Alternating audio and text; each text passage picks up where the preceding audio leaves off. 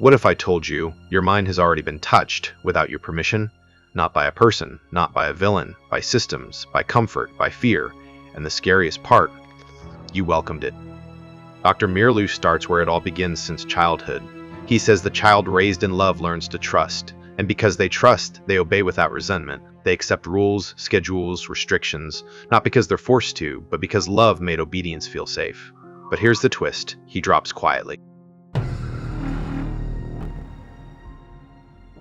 Always imagine control happening dramatically. A dictator, a war, a moment of collapse, but Mirlu destroys that fantasy.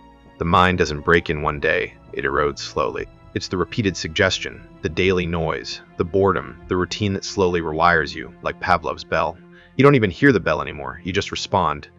Pavlov proved it with dogs. Mirlu is warning us. It works on humans too, and it's already happening.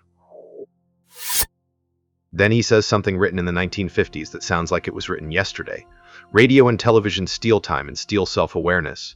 They catch the mind directly, leaving no room for quiet thought, for real conversation, for you to form your own ideas. Now replace radio with social media. Replace television with your phone screen. Who controls what you see? Who decides what trends? That person is not just selling content. They are sculpting your reality.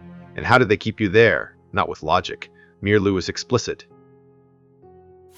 Totalitarian leaders, whether political, corporate, or cultural, thrive on chaos. They need you anxious. A frightened mind doesn't question. It just obeys. It just scrolls. Fear is not a warning. In their hands, fear is a tool. When your mind is overwhelmed with noise, contradictions, outrage, it stops thinking critically. It just follows. Mirlu calls this mental withdrawal, and he compares it to a kind of psychological illness, a collective delusion, he says, where thinking is isolated, where ideas can no longer meet and challenge each other freely.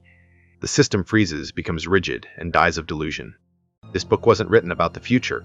It was written as a warning about what was already beginning, and here we are. The question Mirlu leaves you with isn't, are you being manipulated? The question is, do you still have the courage to think for yourself?